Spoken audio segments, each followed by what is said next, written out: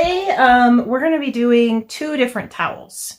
We're going to be doing, we made that simple one with like the fireworks that's just the welded image. So this was the example I showed for class. We welded the little pumpkins together, and then during class I showed you how to weld some fireworks together.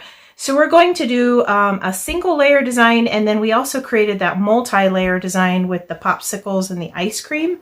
And that way I could show you how to also layer images on your projects.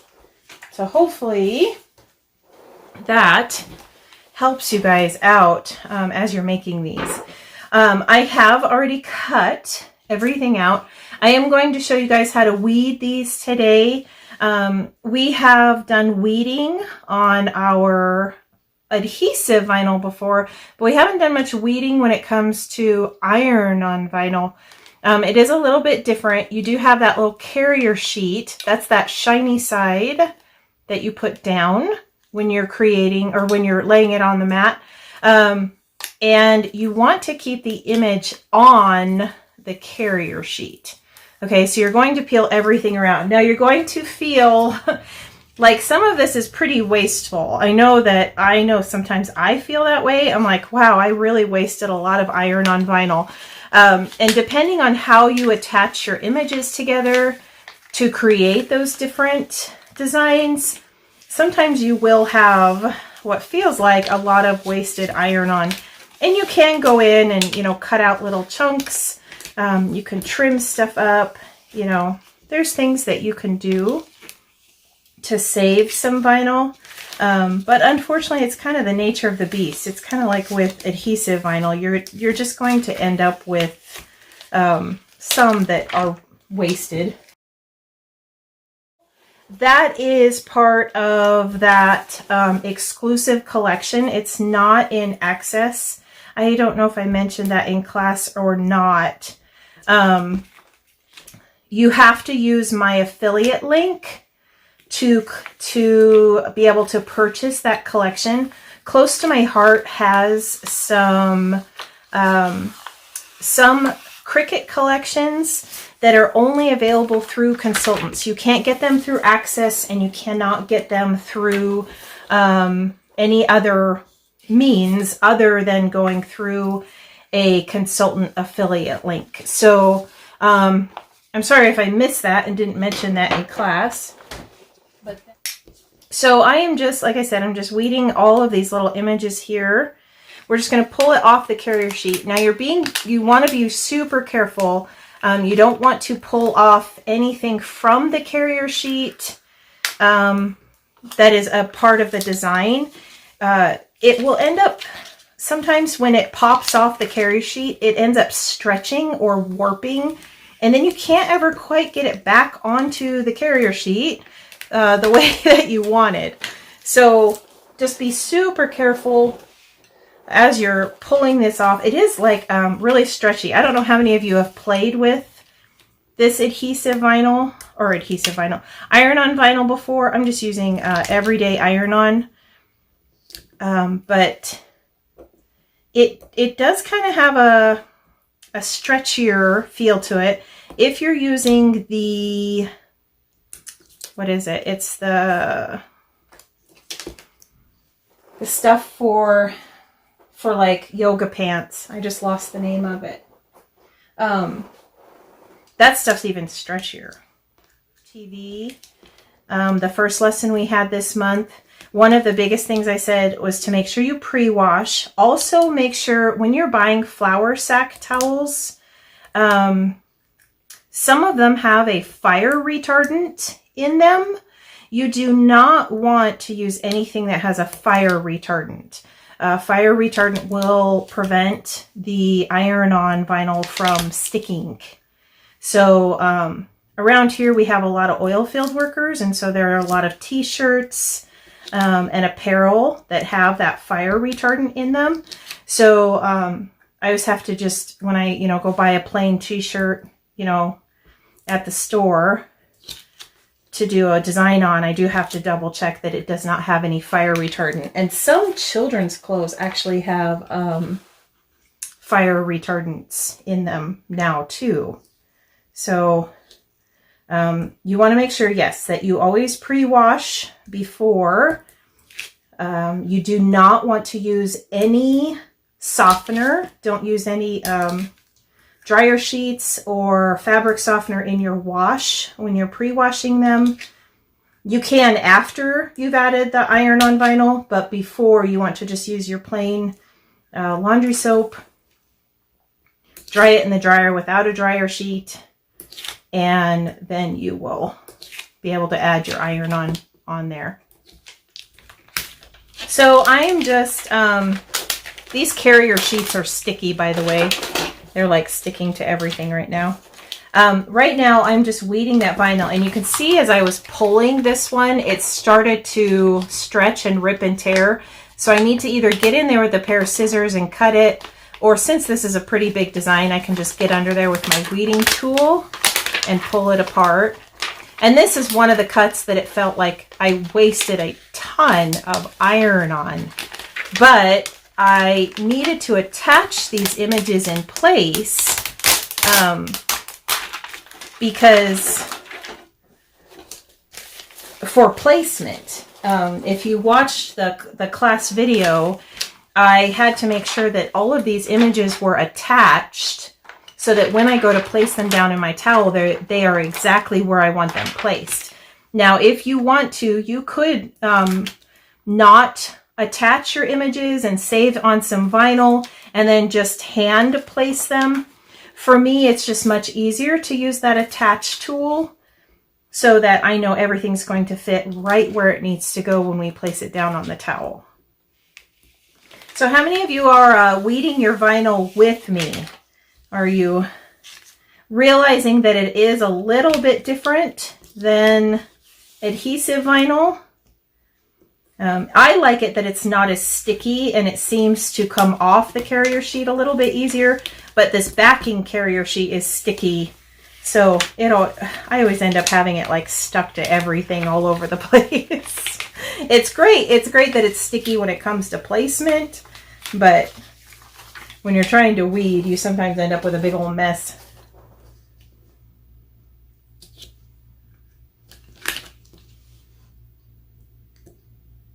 Now, I just used everyday vinyl today, and I did use some pattern iron-on vinyl today. I did not use any glitters today. We talked about a little bit about layering vinyl earlier on this month, and how different iron-on vinyls can only be layered a certain way.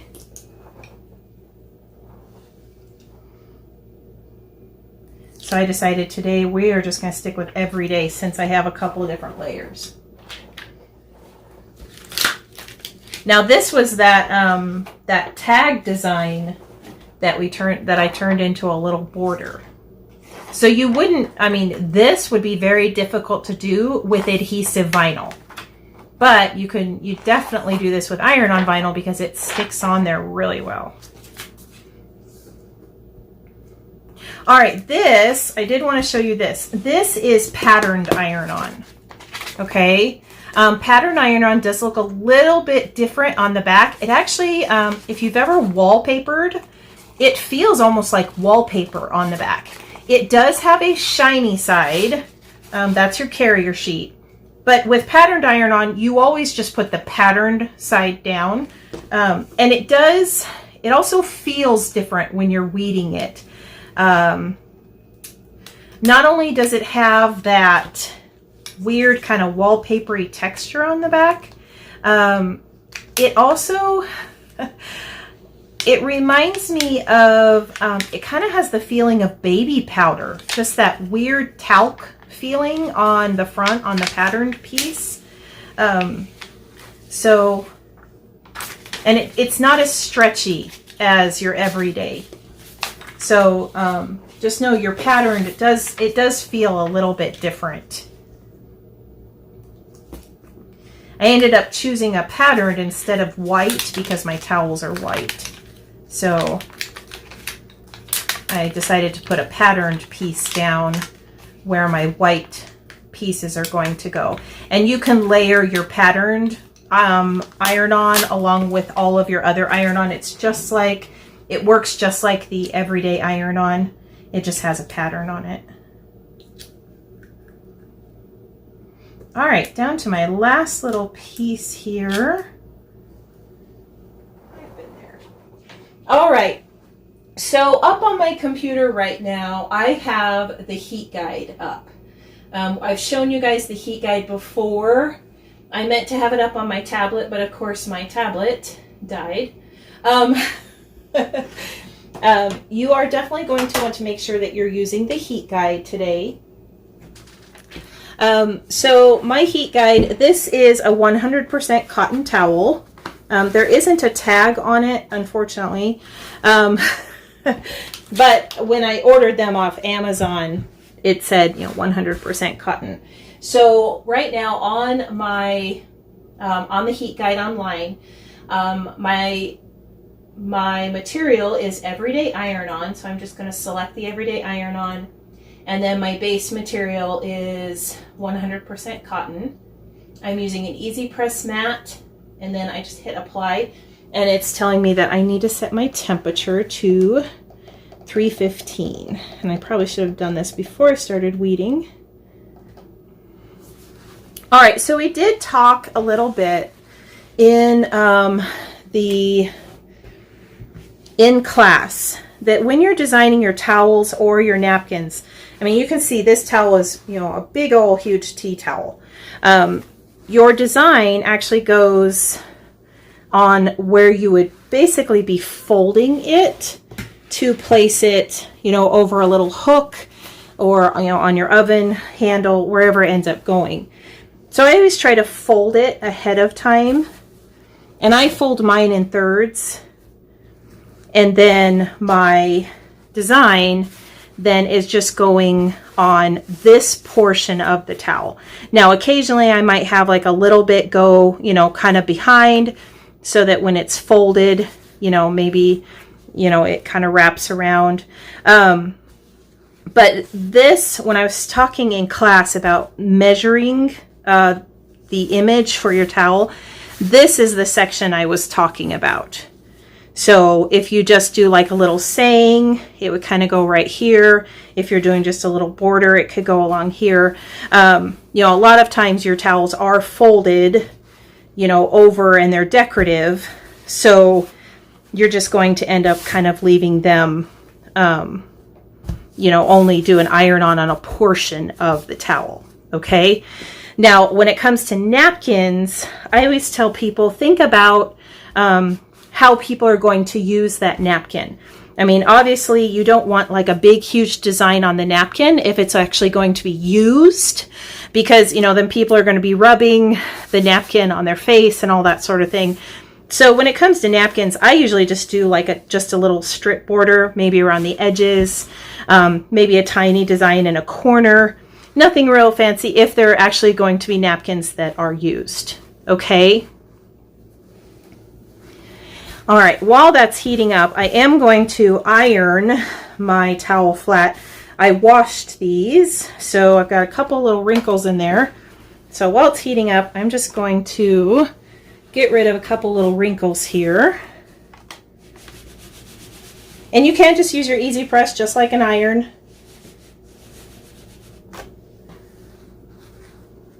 And it's best to try to get out as many wrinkles as you can. Just because then you don't have to worry about trying to work around those wrinkles when you're putting your design down. Okay, so this is our welded design that we created. Okay, there's two ways that we can do this. We can place this down onto our towel onto two separate ironings. So, this one goes down first, and then we'll put this one down, and we could do it two separate ironings. Now, if you're going to do it as two separate heat pressings, you're only going to want to heat each one of them partial time. So the instructions say that I need to heat it for 30 seconds. I would probably only heat this for 10 seconds, and then Then I'd put my second layer down and heat both layers for a total of the 30 seconds, okay? The other thing you can do, and I've seen a lot of designers do this, just go in and cut around your little image, and then we can go ahead and lay these down. You just want to make sure that none of the carrier sheet is covering up any of that other iron-on design, okay? And that's what we're going to do with this one, just to make it go a little bit faster today, because we'll be doing our layers on our next one. So I just trim really close to the design.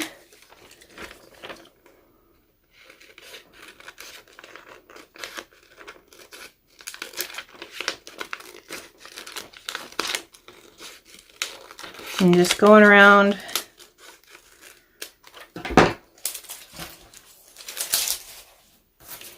And then we're going to put our little sparkler images down.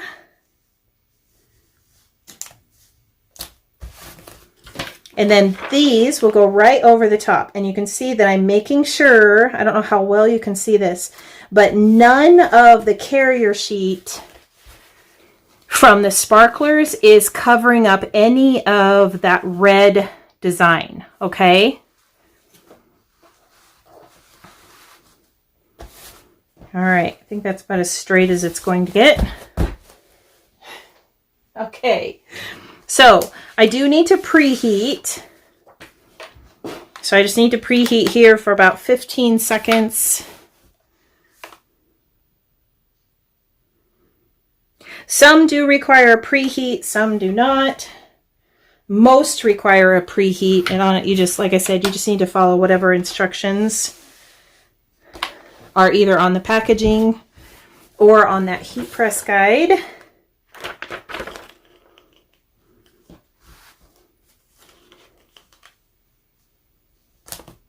I'm going to move this up on my mat a little bit here. And I am using the Easy Press mat.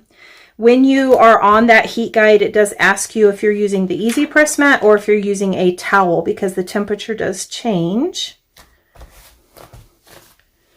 All right, we're going to go ahead and place this down on half our design and push my timer.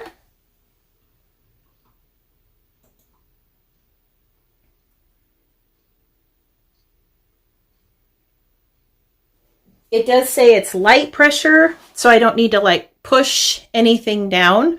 If it were firm pressure, I'd be putting a little bit of weight on it, but it says light pressure, so literally I can just kind of let it sit. All right, we're going to pick it up and move it over to the other half. And then we're going to flip it over and we're going to do the same thing on the back, because you always need to heat the front and the back of your project. So for the same amount of time, 30 and 30. So cool peel, we talked about warm peel versus cool peel. Warm peel means that it is lukewarm to the touch. So you need to wait until like I said, your project feels lukewarm. Cool peel means that it needs to be cooled off. Okay? So we'll set this one aside before we peel it, and we'll work on our second one.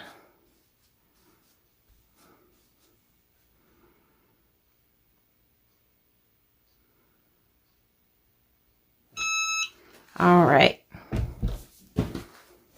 So you can see it didn't cause any issues having those two layers. We're just going to let this sit and we're going to let it cool, because I have to peel it when it's cool.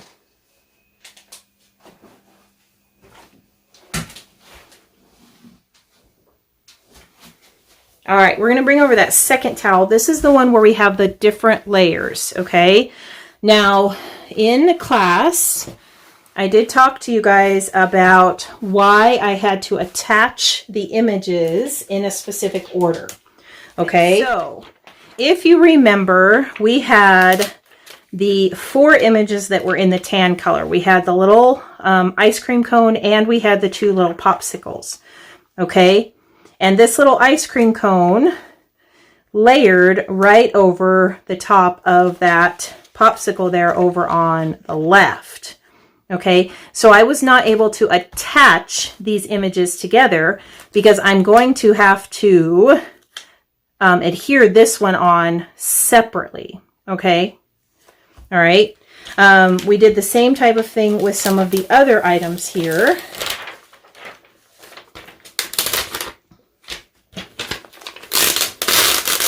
So the red goes down right on top of here. Okay. And then we also had this second red that had the little ice cream cone. So I attached that second red, this ice cream cone portion with the Sparkle and Shine, just so that all of my images were spaced appropriately, okay? So this was going to help me with the placement of the words and the placement of that ice cream cone, all right? Okay. Everything else we were able to just attach together as is. It worked out really well because you've got like the little blue one here that'll go on. And then we have these white pieces that go down. Okay. And then this top blue piece goes down. All right. Okay. So you can see here right now I'm trying to like figure out my puzzle piece. Actually, this one is separate. I did a safe space or I tried to save material. So you can see right here, I'm kind of building myself a puzzle. I'm kind of walking myself through this, going, okay, how does this all need to go down? Okay. And you're going to have to think that through when you guys are attaching your images too. You're going to have to kind of think to yourself, okay, how can this go down? What order do I need to put these in? So this looks like we're going to have to do the brown, then the red, then the patterned. Okay.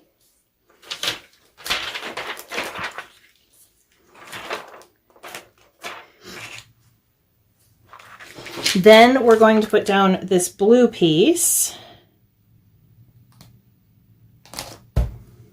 Then we will put down this ice cream cone. And we will put down, let's see.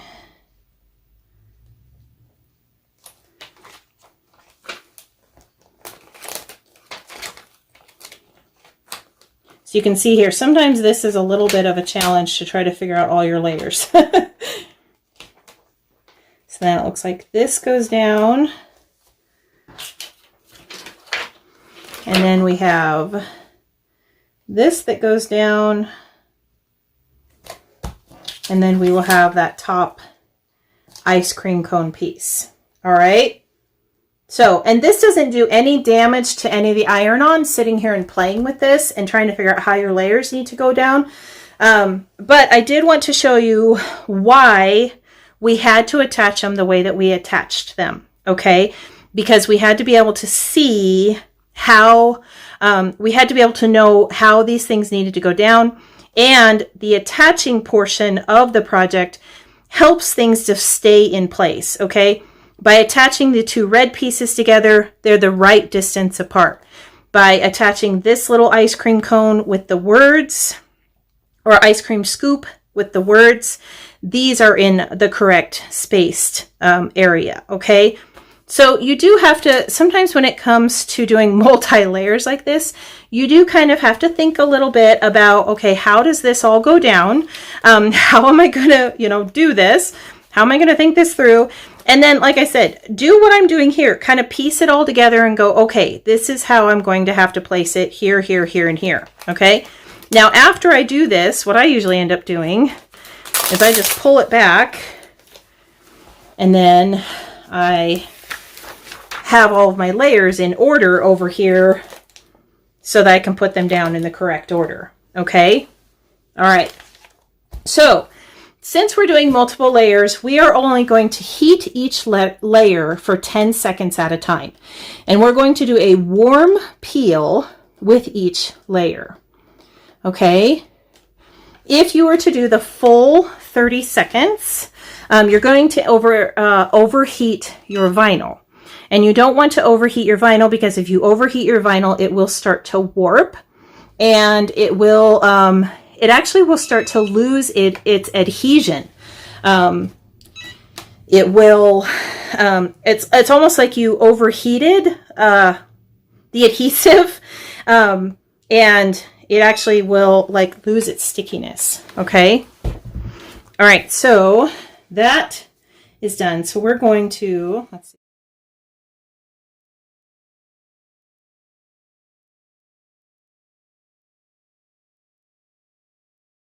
Okay, so these aren't completely stuck down, so I'm being very careful pulling them up.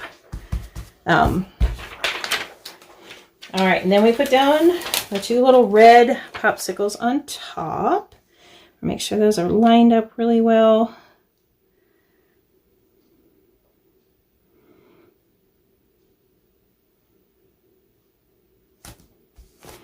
And you can see how I've got a little bit of that popsicle stick sticking out at the bottom. Either take a carrier sheet and place it over the top, or one of those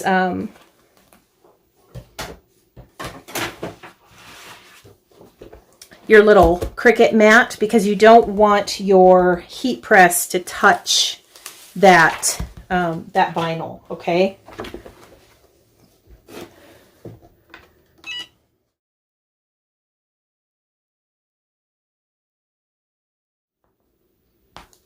There we go. Like I said, these are not stuck down permanently yet. We will do that with our final heating. All right, so with the pattern, I actually need to bump my temperature up.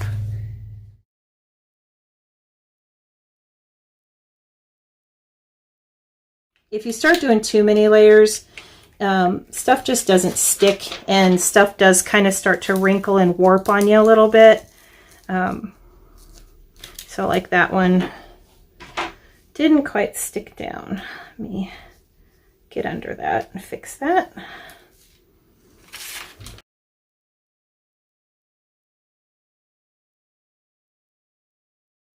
So you can see here, I didn't let that cool. It should have been down to 315 and it was at 330. So my iron-on there's got a few little bubbles in it. I have a lot of class-made projects from live videos that it's like, yeah, that's just going to be how that is. Taking advantage of the fact that the carrier sheets are sticky to help me with my placement here. All right, I'm going to put that carrier sheet down to protect.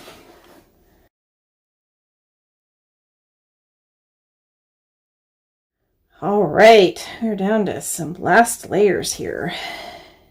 Like I said, guys, I really showed you a lot that we could do with these today. You do need to be patient when you're doing multi-layers. Like I said, just heat in between. Always give yourself grace when you are creating, because you guys are all learning. And honestly, I mean, I started doing with tea towels first just because they were cheaper than t-shirts. My t-shirts can get expensive.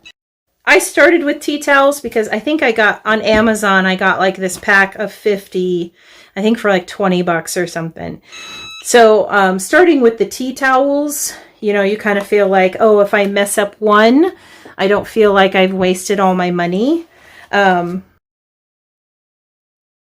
then, you know, do some multi-layer designs on your tea towels, practice a little bit.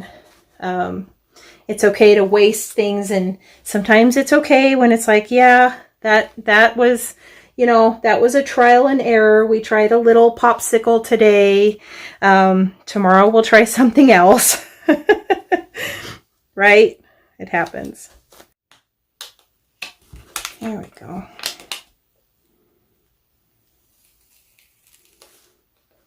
Oh, there's a little string in there. And I'm actually just going to leave that carrier sheet and just do the white piece real quick here.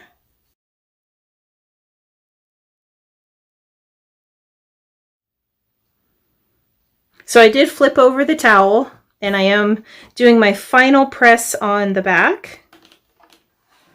All right, so that is going to have to cool, and then we'll peel it all off. But that allowed you to see how to do the layers of iron-on, okay? So I have to wait for this to cool before I can peel all that off. Start out with something, you know, not so expensive. Try a few little things and just give yourself some grace and you will do just fine. All right, guys. I hope to see your wonderful creations soon. I always love when you post them. I always like seeing them. I always like knowing what you've been working on so that I can see that you guys are using what you are learning. So as soon as you guys are done with your towels, feel free to post them because I would love to see what you made. All right. And I will post these once they are all finished. Okay. Hope you guys have a wonderful week, guys. Thank you again for joining me.